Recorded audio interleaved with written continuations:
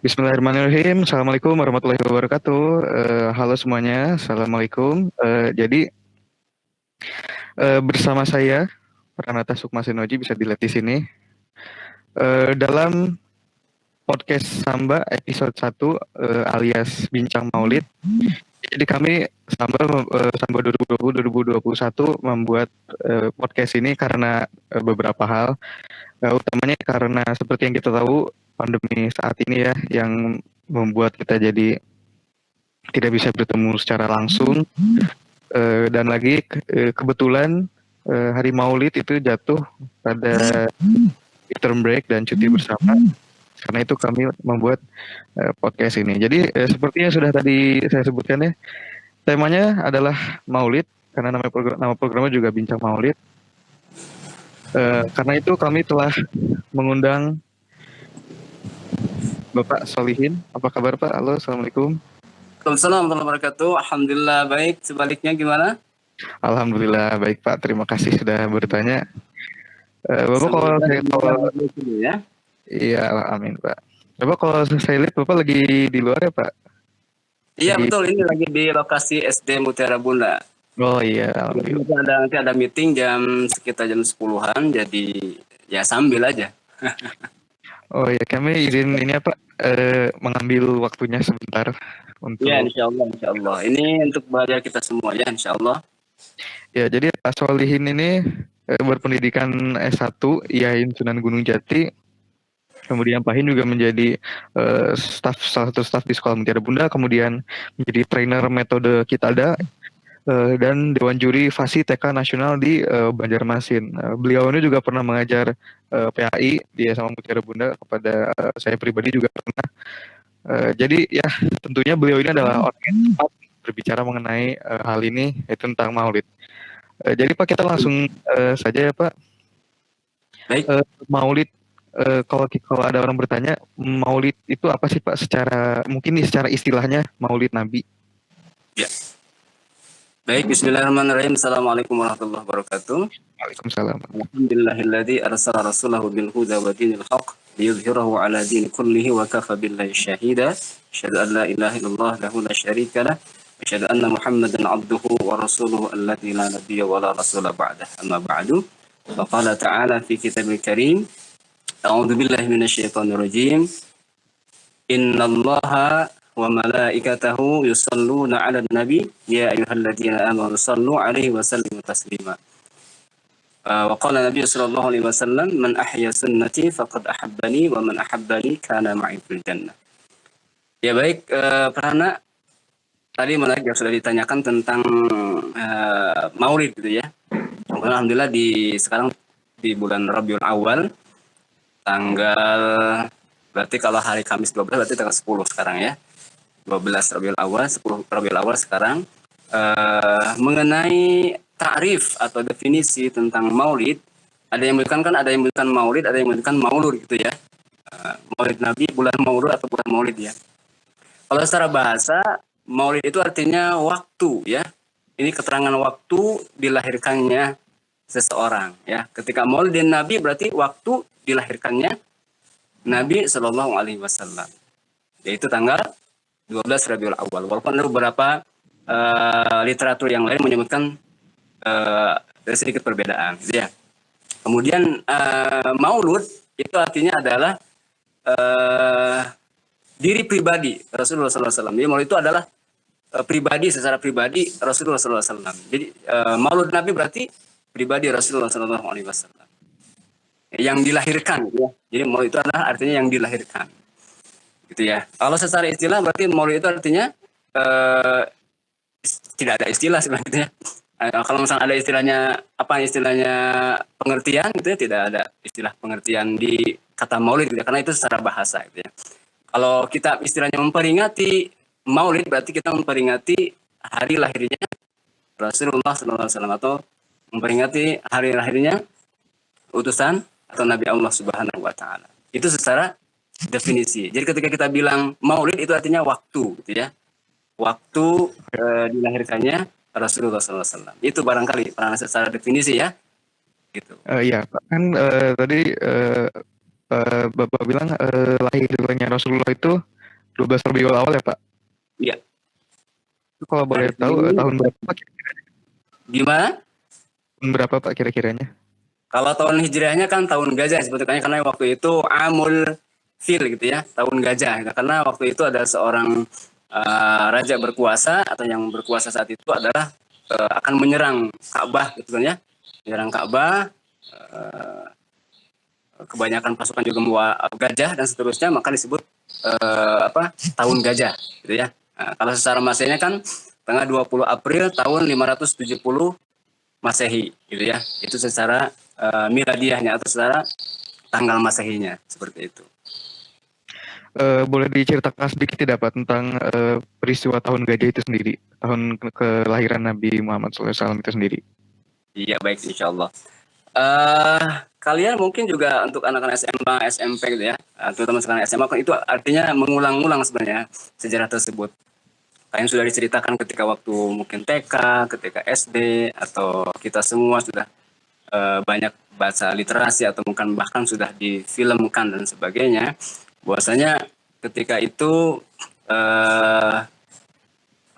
siapa atau kakeknya ya Abdul Muthalib gitu ya, pasukan apa namanya, ada seorang raja gitu ya yang merasa iri bahwasanya negaranya di sana itu memiliki sebuah apa namanya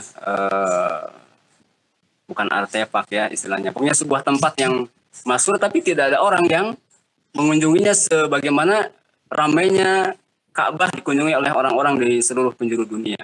Maka dengan apa namanya, dengan membawa pasukannya, orang ini atau Raja Abraha gitu ya ingin menghancurkan atau menguasai istilahnya Ka'bah gitu ya. Ingin dihancurkan supaya nanti orang-orang yang biasanya ke sana, yang istilahnya apa namanya ziarah gitu ya ke situ, itu berpindah ke wilayah kekuasaannya yang ada di San'a seperti itu. Nah, tetapi qadarullah dengan apa izin Allah ternyata apa namanya Raja Abraha ini mendapatkan apa namanya teguran dari Allah Subhanahu wa taala dengan cara tadi dikirimlah utusan yang namanya Tayran Ababil, burung ababil seperti itu, sehingga dengan kekuasaan Allah melalui burung ababil ini pasukan Abraha dihancurkan. Nah, itu ya seperti itu ya. Dan itu apa namanya setelah itu lahirnya manusia termulia yaitu Rasulullah Shallallahu Alaihi Wasallam. Itu di antara latar belakangnya. Gitu. Oke Pak, berarti tadi mungkin terkait dengan ini apa suatu peristiwa besar dari lahirnya Nabi Muhammad SAW sendiri. Nah, kalau boleh tahu Pak, apakah di luar itu apakah ada ini lagi Pak, mungkin peristiwa-peristiwa besar atau tanda-tanda dari lahirnya Rasulullah SAW? Iya, tentu ya, tentu. Jadi itu salah satu di antaranya. Soalnya kalau misalnya kita berkaca, bukan kata ya, melihat atau membaca sejarah itu sangat panjang sebenarnya. Kalau misalnya durasi waktu kita sangat sempit, itu kayaknya hanya sedikit-sedikit aja. Salah satu contohnya adalah apa namanya apa itu api yang ada di daerah Romawi gitu kan, yang senantiasa apa namanya menyala ketika kelahiran Rasulullah SAW tiba-tiba padam. Kemudian beberapa artefak-artefak atau bangunan-bangunan yang di apa namanya diagung-agungkan oleh beberapa penduduk di sana, warga di sana, itu ternyata langsung hancur. Itu banyak sekali ya tanda-tanda tentang berkaitan dengan kelahirannya Rasulullah SAW.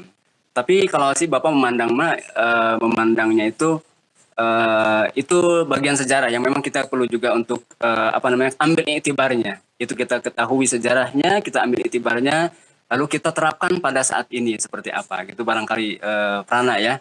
Jadi Bapak aku bukan aku ya, secara sejarah Bapak tidak terlalu banyak ya mengetahuinya karena masih yang perlu Bapak pelajari, yang masih perlu banyak Bapak baca seperti itu berkaitan dengan sejarah gitu ya. Yang Bapak pelajari dari situ adalah hikmahnya dari sejarah itu apa kira-kira untuk kita terapkan saat ini.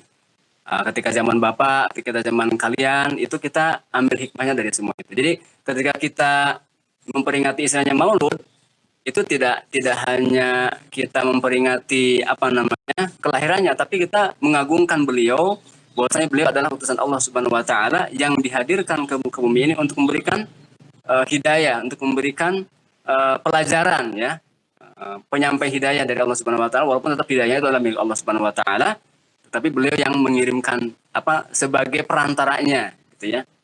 Rasulullah SAW ini. Jadi untuk berkaitan dengan sejarah barangkali nanti kita coba bahas tersendiri seperti itu. Oh ya baik Pak, terima kasih.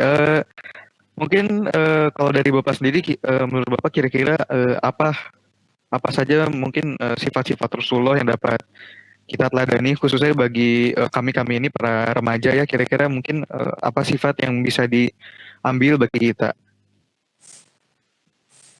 Baik ya. Itu insya Allah ya.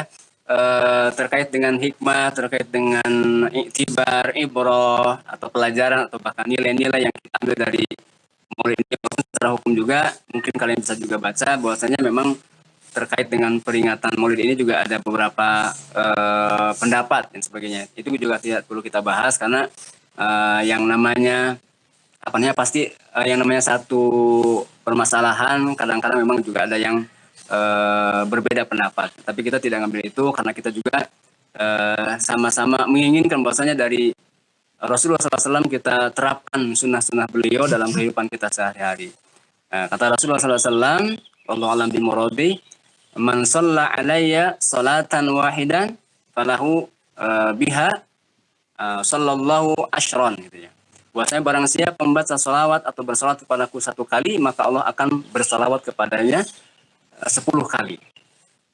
Tadi yang di mukadimah Bapak bacakan salah satu firman Allah Subhanahu wa taala, a'udzubillahi minasyaitonirrajim, innallaha malaikatahu yusholluna 'alan nabi. Bahwasanya sesungguhnya Allah wa malaikatahu dan malaikatnya dan para malaikatnya itu bersalawat kepada Nabi sallallahu alaihi wasallam. Nah, kita sebagai umatnya tentu lebih memiliki sebuah tugas gitu ya, memiliki sebuah kewajiban gitu ya untuk meneladani Rasulullah SAW, termasuk salah satunya adalah kita senantiasa berselawat kepada beliau. Bahkan dari selawat ini kita pun akan diberikan begitu banyak kemuliaan, begitu banyak pahala ya, begitu banyak karunia ya. Bahkan di situ dalam hadisnya kan redaksinya, ketika kita mengucapkan salawat, membacakan salawat satu kali, maka Allah akan bersalawat kepada orang tersebut yang bersalawat 10 kali. Apa maksud makna dari bersalawat tersebut gitu kan ya? Beberapa literatur yang sudah Bapak pernah baca, bahwasanya tafsir atau penjelasan atau makna dari salawat Allah Subhanahu wa taala kepada makhluk adalah memberikannya karunia, memberikan kebaikan. Ya. Jadi kalau kita bersalawat kepada Rasulullah SAW satu kali, maka Allah akan memberikan istilahnya 10 kebaikan kepada kita. Itu luar biasa ya. Makanya kita sebagai generasi muda nih, salah satu kita ungkapan syukur kita kepada Allah dalam hal ini kita dianugerahi seorang utusan ya, yaitu Rasulullah SAW Muhammad, itu kita banyak bersalawat kepada beliau. Tentunya di samping itu pun kita meneladani sifat sikap beliau ya dalam kehidupan kita sehari-hari. Nilai-nilai yang terkandung dari hikmah diutusnya Rasulullah SAW adalah yang sering kita pelajari, diantaranya adalah walaupun bersifat umum gitu ya, itu ada empat sifat wajib pada diri Rasulullah SAW, yaitu sidik, amanah, tabligh, dan fatonah gitu ya. Sidik, kita senantiasa bersikap jujur gitu ya. Amanah, kita dapat menjadi orang yang dapat dipercaya. Dengan tabligh, kita dapat menyampaikan sesuatu dengan apa adanya gitu ya, tentunya dengan hal-hal kebaikan seperti itu. Dengan fatonah, kita bersifat cerdas gitu ya, cerdas dalam segala sesuatu ya, termasuk mungkin di sekolah, di lingkungan rumah, di lingkungan masyarakat dan sebagainya. Termasuk kata Rasulullah SAW bahwasanya orang yang paling cerdas adalah orang yang senantiasa kira-kira apa? Senantiasa mengingat kematian, ya, mengingat kematian, dan orang yang paling cerdas kata Rasulullah SAW. Apa hikmahnya dari situ? Wah, banyak lagi nih. Jadi bersambung lagi nanti dengan materi-materi yang berikutnya seperti itu. Jadi untuk generasi pelajar nih, untuk generasi mahasiswa, bahkan mungkin nanti ketika kalian sudah lulus, itu adalah minimal ada 4 hal yang harus kalian terapkan dalam kehidupan sehari-hari kalian gitu ya. Bersikap senantiasa jujur gitu ya. Qaulan sadida, ya, dengan ucapan yang sejujur-jujurnya gitu kan ya. Bahkan hatta kalau para ulama itu kan ketika bahkan seorang perawi hadis itu mencari hadis itu ada yang sampai derajatnya apa yang memberikan sifat yang memberikan ranking kepada seorang perawi hadis itu adalah dia tidak pernah berbohong, bahkan tidak pernah berbohong kepada binatang sekalipun. Kalau kita kan kadang-kadang apa namanya tuh ada kucing, kita seolah-olah punya makanannya gitu ya, punya makanan gini-gini gitu kan ya. Itu berbohong tuh sama binatang, padahal tidak ada makanannya nih, atau pada ayam dan sebagainya binatang seperti itu ya. Itu berbohong. Itu kalau misalnya apa ya, seorang perawi hadis itu menjadi salah satu catatan ini ya, note gitu ya. Nah ini pernah berbohong nih itu sampai seperti itu. Kalau kita mungkin biasa gitu ya seperti itu ya. Itu jujur gitu ya. Nah jujur itu memang berat gitu kadang-kadang ya. Tetapi kalau sudah terbiasa kita latih dan sebagainya, nah, insya Allah kita apa namanya bisa melaksanakannya ya. Baik di sekolah, di lingkungan masyarakat ataupun di lingkungan keluarga, di mana saja kita berada, senantiasa kita junjung sifatnya yang namanya kejujuran, gitu ya. Kemudian tablik, fatwa dan sebagainya itu nanti bisa ditanyakan lagi. Ya, kalau boleh kalau boleh saya tanya Pak, mungkin dari Bapak sendiri apa mungkin dari Rasulullah yang paling Bapak kagumi atau yang paling Bapak, wah ini Rasulullah ini benar-benar memang hebat sekali, memang utusan Allah yang paling baik ya. Mungkin kalau dari Bapak apa yang paling Bapak kagumi dari Rasulullah? Baik, dalam surat Al-Ahzab ayat berapa ya lupa, ayat 21 kalau tidak salah ya, surat Al-Ahzab. A'udzubillahi minasyaitonirrajim. Laqad kana fi Rasulillahi uswatun hasanah. Laqad kana, sungguh fi Rasulillahi, dalam diri Rasulullah itu uswatun hasanah, ada uswah hasanah, ada contoh teladan yang baik. Jadi kalau misalnya kita atau Bapak misalnya secara pribadi pilih mana yang paling apa namanya Bapak kagumi dari Rasulullah, semuanya perilaku Rasulullah Bapak kagumi insya Allah.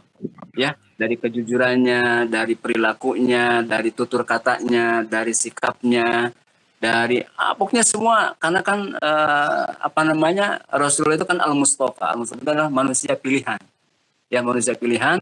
Walaupun beliau diutusnya di akhir zaman, tapi beliau sudah ada apa namanya penciptaannya atau cikal bakalnya sudah sejak zaman dulu kala ini seperti itu ya, bahkan sebelum Nabi Adam diciptakan gitu ya. Saking apa namanya mulianya beliau Muhammad Sallallahu Alaihi Wasallam. Maka ketika Bapak apa namanya, walaupun Bapak juga secara pribadi belum ideal ya, belum optimal, belum maksimal dalam menteladani beliau Muhammad Sallallahu Alaihi Wasallam, tapi terus berusaha ya untuk membaca sirah beliau berulang-ulang gitu ya, dari berbagai macam sumber ya, dan Bapak sedikit demi sedikit terapkan gitu ya, termasuk juga mungkin disampaikan kepada ya pada lingkungan sekitar gitu ya, lingkungan sekitar, pada keluarga dan lain sebagainya. Jadi ketika ditanya tadi kata Prana gitu ya, yang dari mana nih, dari sikap yang Rasulullah, dari yang paling di apa namanya Dikagumi.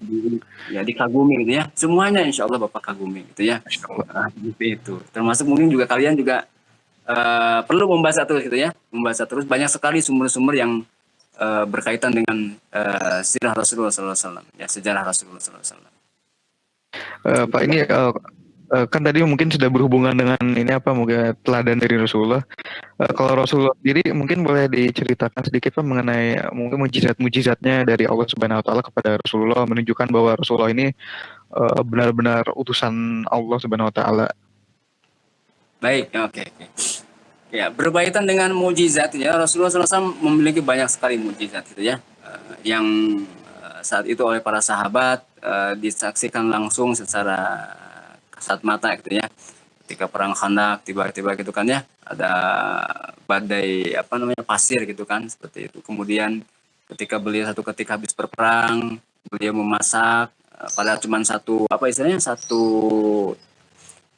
tempat masak itu namanya atau kastrol atau apa panci ya, citel dan sebagainya itu namanya, itu tapi bisa mencukupi semua pasukan ya, yang hampir lebih dari 100 orang gitu ya, padahal cuman ya mungkin kalau misalnya kita lihat secara ini mah paling juga 20 orang juga habis gitu ya, tapi bisa sampai ratusan orang, puluhan sampai ratusan orang seperti itu. Itulah di antara mukjizat Rasulullah SAW. Tetapi mukjizat yang paling besar adalah Al-Qur'anul Karim. Ya, sampai saat ini kita masih bisa membacanya, masih bisa mempelajari, bahkan sejarah-sejarah di situ sudah termaklum semuanya. Karena itu juga adalah apa namanya? Petunjuk kita ya dalam mengarungi kehidupan sehari-hari kita sampai di dunia sampai ke akhirat. Bahkan itu sudah diceritakan semuanya dari mulai sejarah, tauhidnya. Jadi semua cabang ilmu ada sebenarnya dari Al-Qur'anul Karim. Ya, seorang pakar pernah menyebutkan bahwasanya Al-Qur'an itu tahun berapa itu waktu itu ya kira-kira tahun 2000 berapa ya? 2000-an lah ke bawah ya, 2004 2005 ya. Ada yang mengatakan Bapak pernah dengar itu sekitar 23.000 cabang ilmu dari Al-Qur'anul Karim. Ya, termasuk fisika, biologi, matematika semuanya ada di situ. Akuntansi ya semuanya ada di situ ya. Hari, sejarah, tauhid semuanya gitu ya di Al-Qur'an. Makanya ketika kita menggali Al-Qur'an itu tidak akan barangkali usia kita tidak akan bisa mencukupi ya untuk mempelajari Al-Qur'an seluas itu ya. Dari mulai mungkin gaya bahasanya, itu bahasa Al-Qur'an itu luar biasa. Nilai sastranya itu luar biasa. Ya, sastra bahasa Arabnya gitu ya. Inna anzalnahu Qur'anan Arabiyyan la'allakum ta'qilun. Kami turunkan Al-Qur'an dengan berbahasa supaya kalian bisa berpikir, bisa mempelajarinya, bisa mengolahnya dan sebagainya. Itu dari bahasanya saja. Kemudian dari maknanya, dari tafsirnya, asbabun nuzulnya, ya. Banyak sekali. Itulah kenapa mukjizat Rasulullah dikatakan sebagai mukjizat yang terbesar. Ya bahkan Al-Qur'an ini kemudiannya akan terjaga sampai hari kiamat, gitu ya. Firman Allah Subhanahu wa taala, "A'udzubillahi minasyaitonirrajim. Inna nahnu nazzalna dzikra wa inna lahu lahafidun." Inna sesungguhnya kami nazzalna dzikra, kami turunkan Al-Qur'an Karim, wa inna dan sesungguhnya kami lahu lahafidun. Terhadap Al-Qur'an tersebut akan yang akan menjaganya. Jadi Allah yang langsung akan menjaga Al-Qur'anul Karim. Tentunya juga Allah juga memiliki beberapa ahlul ya, memiliki kerabat, keluarga. Siapa ahlul Quran tersebut? Ya orang yang menghafalnya, orang yang mempelajarinya itu adalah ahlul Quran.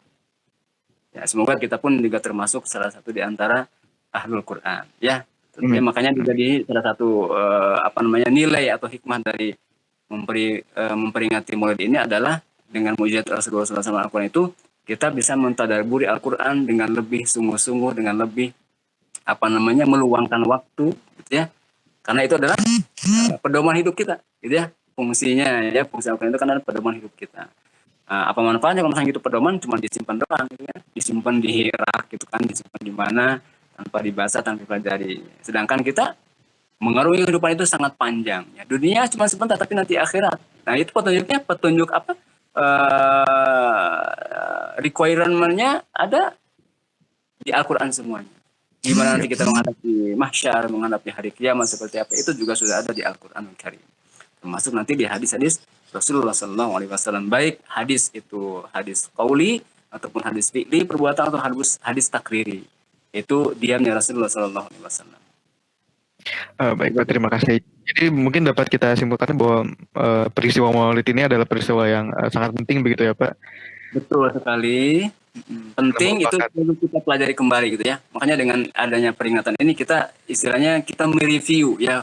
Barangkali kita sudah selama beberapa hari atau beberapa bulan ini kita terlalu larut dengan berbagai macam kesibukan sehingga kita lupa dengan sejarahnya Rasulullah SAW. Ini kita diingatkan kembali untuk belajar sejarah tentang Rasulullah SAW. Tentunya tadi kembali lagi kita ambil hikmahnya. Tidak hanya sebatas kita memperingati saja gitu ya. Yang peringati kan cuma waktunya doang. Tapi setelah itu apa nilai-nilainya yang akan kita terapkan dalam kehidupan sehari-hari. Nah, bahkan kata Allah Subhanahu Wa Taala, "Qul in kuntum tuhibbunallah fattabi'uni." Ya. Qul, katakanlah wahai Muhammad, in kuntum jika seandainya kalian tuhibbunallah mencintai Allah, fattabi'uni, maka ikutilah aku, kata Rasulullah SAW. Maka apapun yang ada dalam diri Rasulullah harus kita ikuti. Jadi, karena semuanya adalah teladan. Bahkan kata Siti Aisyah, karena khuluqul Quran, akhlak Rasulullah SAW adalah Al-Quran. Makanya Al-Quran, istilahnya Al-Quran berjalan itu adalah Rasulullah SAW. Gitu. Masya Allah. Baik, berarti mungkin kita peristiwa Maulid ini dapat kita peringati atau dapat kita rayakan dalam tanda kutip dengan mengingat kembali sejarah ya Pak. Betul sekali. Dari Rasulullah. Nah, tapi ini mungkin agak sensitif Pak. Kami mungkin saya pribadi sering dengar ada yang mengatakan bahwa jangan memperingati Maulid, jangan merayakan Maulid karena hukumnya tuh bid'ah atau begini. Nah, itu sebenarnya bagaimana sih Pak hukumnya? Iya, ya ini memang agak sensitif betul sekali. Tadi Bapak di awal mungkin juga sudah jelaskan bahwasanya memang memperingati Maulid ini ada dua pendapat gitu ya. Ada yang mengatakan nggak boleh, ada yang mengatakan boleh seperti itu. Mengatakan boleh juga mereka, kalau Bapak sih istilahnya seperti ini. Yang mengatakan tidak boleh itu juga punya dasarnya, yang mengatakan boleh juga punya dasarnya. Jadi masing-masing memiliki dalil, memiliki pijakan. Ya, dan itu juga semuanya didukung oleh ulama-ulama besar. Ya, ulama besar yang mungkin secara pribadi Bapak wah masih jauh dari sekali berulama yang sudah hafal hadis, hafal Al-Qur'an, hafal tafsir dan sebagainya. Dan ini juga kedua belah pihak ini juga memiliki pijakan, memiliki dasar pendapat mereka seperti itu sih. Nah, kalau Bapak sih melihatnya ini jangan terlalu diinikan karena kita juga di akhir zaman ini butuh kita namanya persatuan. Jangan gara-gara seperti ini kita justru nanti akan digembosi oleh pihak luar yang lain. Jadi kita istilahnya dihasut, ini digendekin, ini yang digendekin juga, akhirnya kita bentrok, mereka sendiri yang tiba-tiba memusuh, menikam kita dari belakang seperti itu kan yang juga berbahaya. Gitu ya. Kalau yang misalnya kita telusuri coba perjelas sedikit tentang hal itu, untuk yang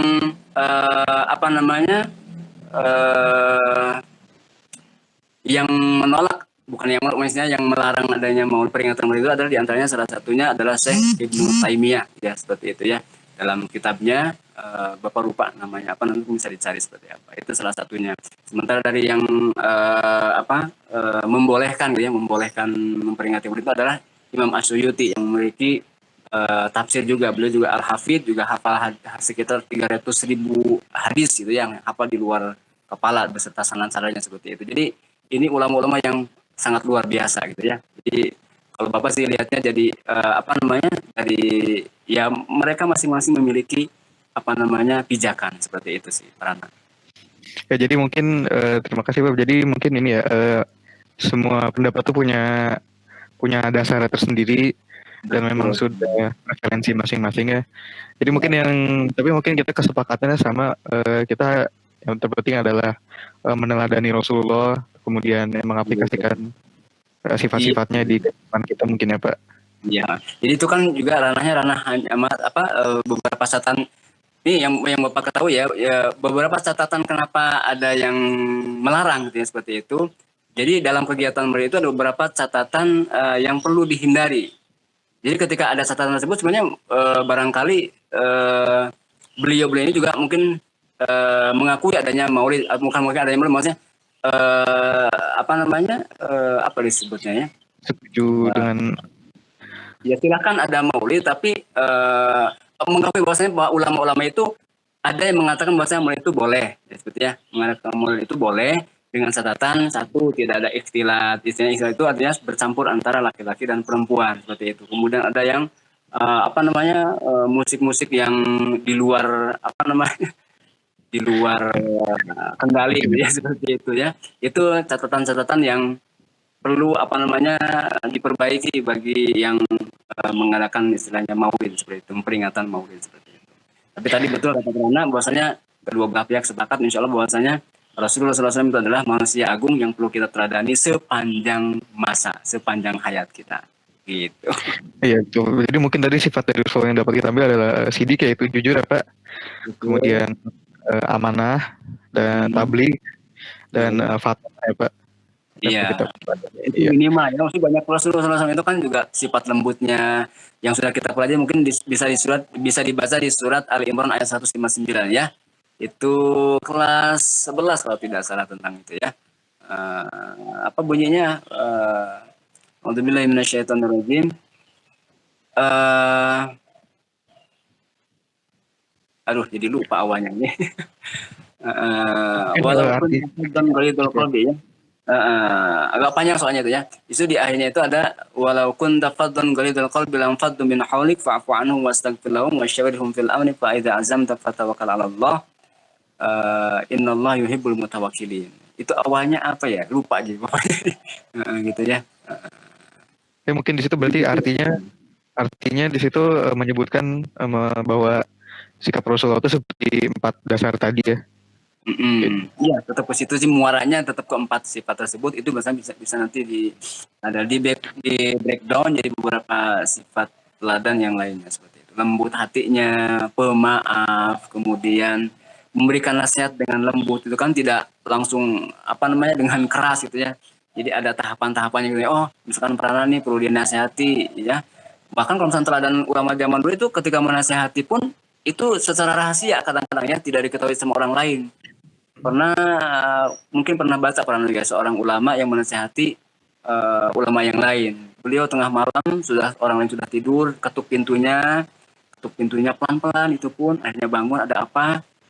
Disampaikanlah tadi mengatakan seperti ini, mohon untuk ditadabburi kembali gitu ya. Pelan-pelan soalnya lembut gitu ya. Jadi tidak gitu ya, keras gitu ya. Nah, itu yang perlu kita juga peladani ya, termasuk toleransi kita bermuamalah seperti apa, itu banyak sekali teladan dari Rasulullah. Makanya kan banyak sekarang buku-buku yang beredar itu kan Rasulullah sebagai pemimpin, Rasulullah sebagai saudagar, Rasulullah sebagai presiden, Rasulullah sebagai panglima, banyak sekali gitu ya. Ensiklopedia tentang Rasulullah SAW. Ya, jadi mungkin Rasulullah itu adalah ini mungkin orang yang dalam tanda kutip paling lengkap dan yang istilahnya mungkin paling istimewa ya Pak. Iya, insya Allah ya, betul sekali ya. Itu harus kita yakini bahwasanya manusia yang paling mulia adalah Rasulullah SAW. Tentu bukan berarti yang lain tidak mulia ya. Rasulullah SAW yang lain, Rasulullah yang lain juga mulia di sisi Allah. Bahkan Nabi Ibrahim gitu ya, termasuk kan ulul azmi dari total dari 124.000 nabi, kemudian 315 rasul, 25 nabi dan rasul, ada 5 ulul azmi, itu kan 5 ulul azmi itu dari pilihan Allah semua, itu juga sama. Dan Al-Mustafa atau Nabi akhir zaman ya adalah Rasulullah Muhammad SAW. Baik Pak, terima kasih. Ya mungkin terakhir Pak, ini mungkin agak di luar topik ya Pak. Dari Bapak sendiri apa pesan untuk mungkin kami kaum remaja ya yang umurnya tuh masih ya umur relatif, umur dalam tanda kutip umur yang rentan ya. Mungkin apa pesan Bapak buat kami? Mungkin juga nanti bisa dilihat di sejarahnya Rasulullah SAW, bahwasanya ketika usianya 12 tahun beliau sudah menjadi seorang pengusaha calon ya. Kan beliau sudah diajak sama pamannya ya berdagang ke Syam, dan itu menjadi entrepreneur ya. Makanya bersyukur kita sekolah kita insya Allah memberikan pelajaran tentang entrepreneur ya. Gimana entrepreneurnya ini, masih jalan ya? Alhamdulillah Pak, ada ini mungkin game changer ya, sudah tingkatannya sudah naik. Ya itu makanya sekolah menggulirkan itu adalah sebagai dalam rangka mengaplikasikan nilai-nilai dari sejarah Rasulullah SAW. Bahwasanya ketika usia belasan tahun pun beliau sudah berupa menghidupi diri pribadi, dirinya sendiri dalam rangka apa? Perjuangan untuk berikutnya. Usia 20 tahun kan sudah menjadi saudagar gitu kan ya. Seperti itu. Jadi kalian pun sekarang walaupun mungkin usianya ya tidak mungkin tadi ya masih SMA, tapi insya Allah sudah belajar semuanya. Makanya teruslah belajar ya, jadi pesan nilainya itu adalah teruslah belajar, jangan berhenti belajar, karena belajar itu adalah sepanjang hayat ya. Jangan gara-gara sudah tamat SMA atau kuliah atau S1, S2, S3 udah nggak belajar lagi. Belajar itu tidak ada ujungnya ya. Madal hayat, itu istilahnya madal itu sepanjang hayat gitu ya, sepanjang hidup, sepanjang hayat di kandung badan itu belajar. Di mana saja belajar medianya ya, atau tempatnya, medianya apa saja ya. Selama itu baik, selama itu mengajak sebuah kebaikan, ya, sebuah tadi kejujuran, amanahan dan sebagainya, itu kita ikuti, gitu ya. Kemudian selain tadi belajar, semangat belajar, gitu ya, semangat juga mengamalkannya. Jadi tidak hanya sebatas tahu saja di sini ya, di akademiknya gitu, tapi pengamalannya tidak ada. Jadi diiringi nih ilmu dengan diamalkan, gitu ya. Jangan juga amal saja, ilmunya enggak. Ya, jadi harus bersama-sama gitu ya, bersinergi ini antara ilmu dengan amalnya gitu ya. Kemudian tantangan di hari zaman ini untuk kalian semua, untuk terutama untuk para remaja, para calon pemuda gitu ya, perbaiki pergaulan, ya. Pergaulan secara vertikal kepada Allah Subhanahu Wa Taala, maksudnya hubungan kepada Allah, hablum minallah wa hablum minannas. Ya, ketika dengan apa namanya kaum muslimin dengan masyarakat umum itu juga kita pelajari dan kita praktekkan dalam kehidupan kita sehari-hari. Juga menjaga misalkan hubungan dengan antar lawan jenis yang belum mahram atau yang belum halal, itu perlu kita jaga juga, gitu ya. Kemudian pelajari terus juga teknologi ya. Teknologi sebagaimana kan terus berkembang ya. Kalian juga perlu mengimbangi dengan teknologi dengan keimanan juga. Ya. Jangan sampai teknologi ini disalahgunakan, disalahmanfaatkan, gitu ya. Karena ibaratnya sebuah apa namanya dua mata pedang gitu ya.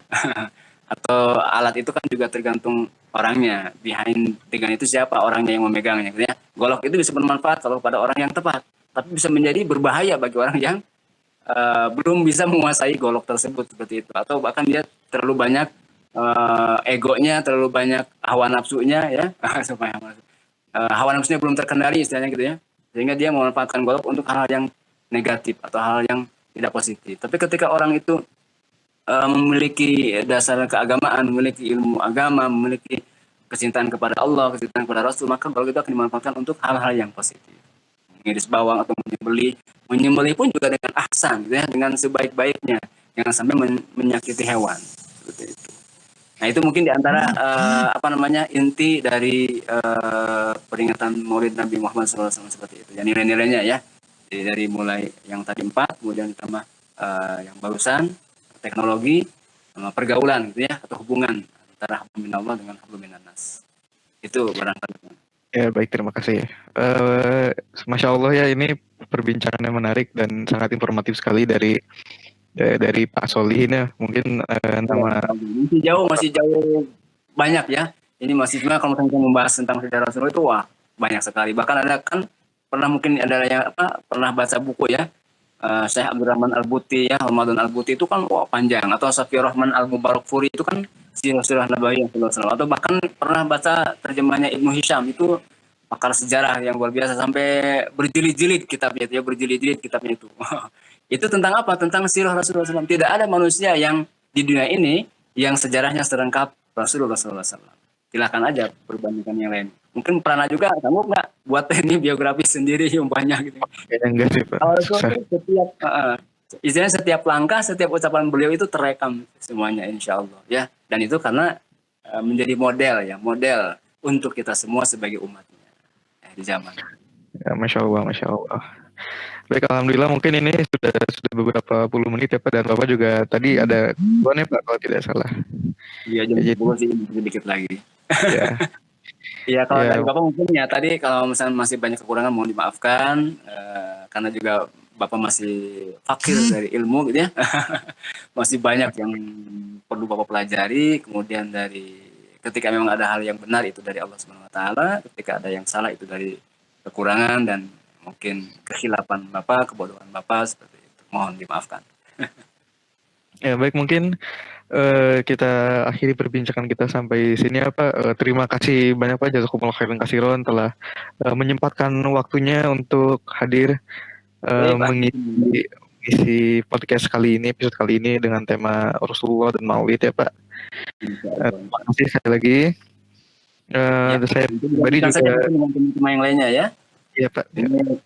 Semoga Samba semakin sukses, semakin berkah, menginspirasi bagi adik kelas, kakak kelas, dan guru-guru dan semuanya ya, untuk terus bersama-sama melalui berbagai media untuk terus menyebarkan kebaikan dan kebermanfaatan bagi semuanya. Ya, dari Bapak mungkin itu ya. Bapak tutup dulu. Terima kasih. Wallahu a'lam bishawab wal afu minkum. Wassalamualaikum warahmatullahi wabarakatuh. Waalaikumsalam. Terima kasih Pak Is. Doa-doanya tadi, amin ya insyaallah. Jazakumullah khairan katsiran. Semoga Allah memberkahi kita semua. Dari saya pribadi, mohon maaf atas segala kekurangannya, mungkin atas ada gangguan-gangguan suara atau gangguan teknis dan lain sebagainya ya. lagi terima kasih sudah menonton podcast episode kali ini bersama Bapak Solihin. Mungkin bapaknya adalah Pak Ihik ya, akrabnya.